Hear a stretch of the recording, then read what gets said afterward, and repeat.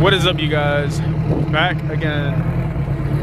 Special video for you guys today. We're doing a full review on Erocks RSX, and we'll shoot a couple rolls in between. But we got Steve with us today. We got Bert. We got John, and then the main man right here. We got Erocks. So we got the RSX warmed up right now. Beautiful day today. It's a little chilly today, but we had to take advantage of the weather because it's been raining a lot lately. So stay tuned, and we hope that you like the video. You want to introduce yourself, sir? My name is Eric Bonilla, and this is my 2002 RSX Turbo. What brought you to put together a RSX and not like another chassis? Well, the RSX I wanted to rebuild because I crashed my first one. So I put this joint together to redeem myself. How much power does it make if you're willing to, let that go? Or if you want, you get to put a ballpark. This joint making like 200 crank. Nah, it's made 450 right now. It could have made, did make 540, but we put it on conservative tuning for now. And it's making 450 exactly. What's the setup on the build? It's got a stock Z3 motor, K20 Z3 motor, with EP3 trans with LSD. 6266 turbo with nice little eBay PLM manifold and 22,000 injectors. It's got 2 manifold as well. This car started off as a shell, right? Completely a piece of shit, and it still is a piece of shit. Is there a reason why you went with the Skunk Tree Ultra manifold instead of an RBC, like a ported RBC? Or is it just because you got money? I mean, honestly, I went with the Skunk Tree because it looked cooler. I know the RBC most, like 99%, does the same amount of like results as the Skunk 2, but the Skunk 2 one look cooler, so that's the one I got. The Zaza points. That's what it exactly. I needed the credit for it. You know what I'm saying? The Zaza points.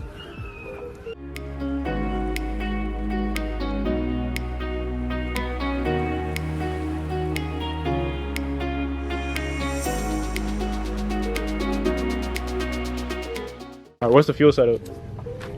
It's got the 2200cc injectors with the 525 Hellcat pump.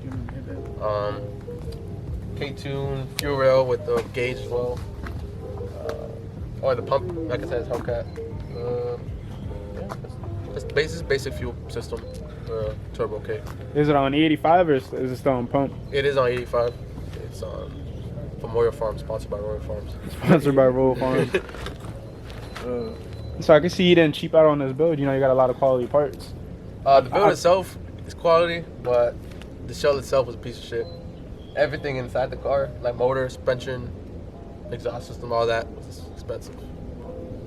Shell could have used a little bit of love.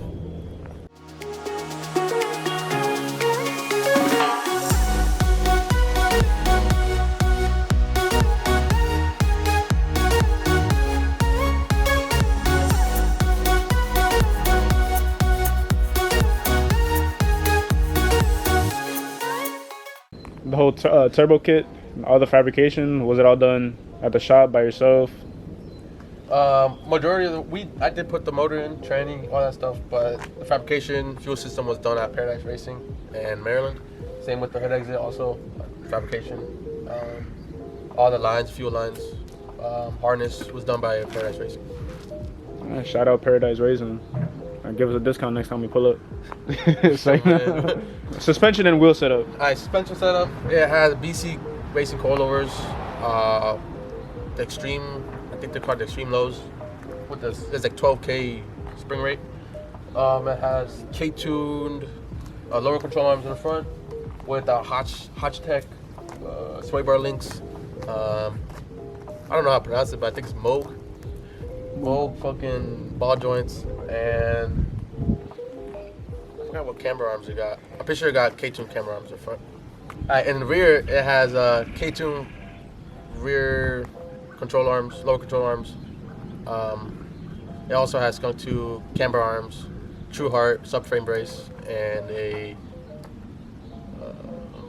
sway bar link, but I forgot what sway bar link was. It also has on VMS wheels with arch plates.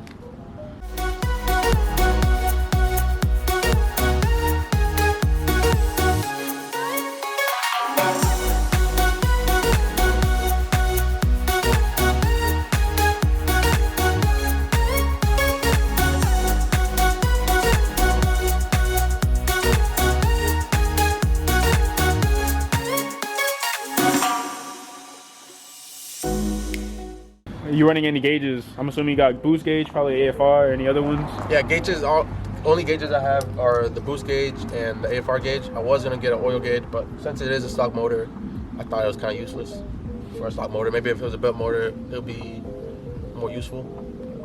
Yeah, those are the only gauges besides the fuel gauge on the rail. Are you running any special seats on the interior? No, it has stock seats with stock belts. It literally just singular seat, no carpet, no passenger seat, no back seats. I was supposed to cut out the whole thing, but never got to it. No plastics either, so it's supposed to be full-on race car.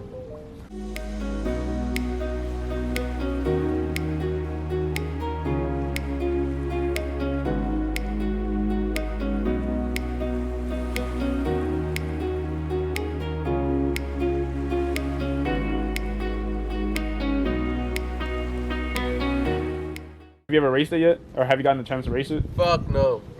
This shit always gave me alignment issues. Every time I fixed another alignment issue, it gave me another alignment issue. First it was the lower control arms, then it turned into the tie rods. Then the tie rods turned into something else. Then the tie rods turned into the rear trailing arm was bent. There's a whole bunch of things. I never got the alignment set up. Every time I would do a pull, it'll be like it'll be on and off. Sometimes if I do a pull, it'll go straight, and then sometimes it'll just want to hit the rail. But yeah. Do you plan on taking it to the track? I wanted to, but since I never figured out the alignment issue, I figured it'd probably be worse on the track. But I've been told it could have been better on the track since it would have caught more grip. But every time there was a track day, I've always got caught up with other things, with work or just other things.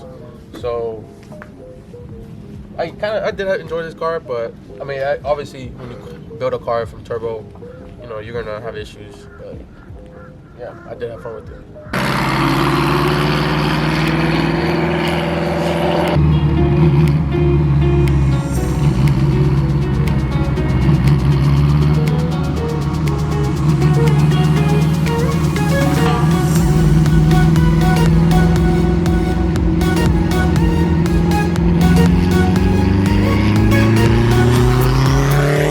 What's your coolant setup in the car?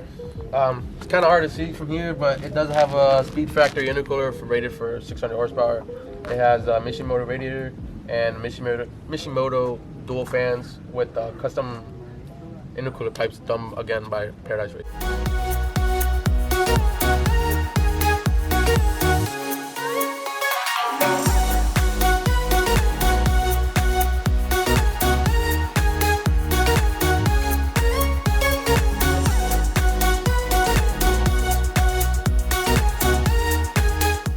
With the EP3 trans and the whole motor setup, you running a twin disc on this car, or are you running a single disc? I'm running an XC twin disc clutch on it with, like I said, with the EP3 LED trans. It's been holding up pretty good. It has your typical twin disc whine, but the trans has been holding up pretty good. It's just straight all the way. Never had an issue with like grind or anything like that. I know you don't daily this car, but when you do drive it on the street, how did that clutch treat you? Or your left foot, I should say. Yeah, in traffic, that clutch would be a bitch. But obviously, I mean, when you're gunning it, when I had the chance to gun it, and you press that clutch, it just felt real smooth. It wanted to go into the gear quick. But in traffic, that was a bitch. It was 10 times worse than stage 4 clutch. Do you have AC and power steering? No AC, no power steering, and no heat. I took all of it off. That's probably why you noticed that it's kind of empty because it's missing all the other things that I need. Also, I have the alternate relocation kit down here. You can't see it as well, but it has a battery relocation kit right here as well. So everything just got moved away. That's why I wanted to do that, clear up space in the engine bay.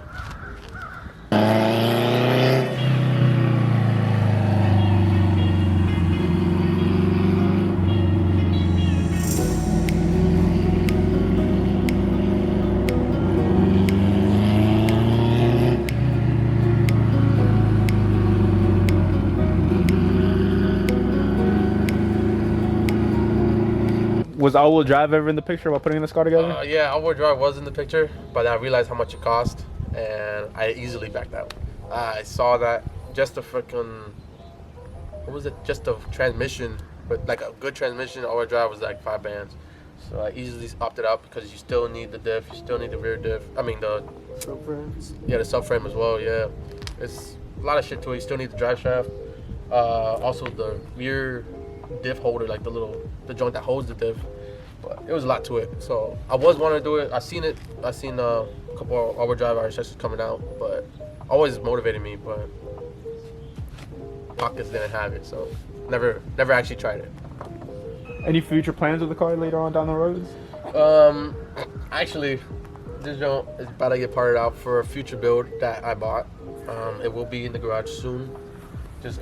We'll hopefully take this part soon, and yeah, the new build is gonna be hopefully it's a lot better, and it'll weigh a lot less. Stay tuned. Can we get a sneak peek of what the power add is going to be on the new car? On the new car, I'm going for an all motor build.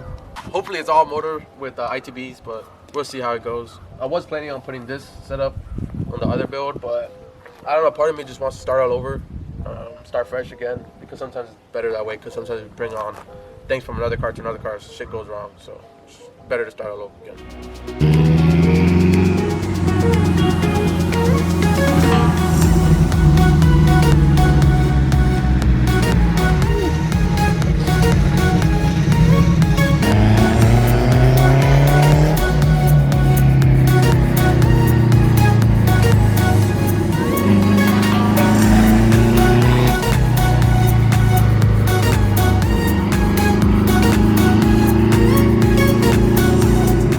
Seeming like you're a pretty young guy.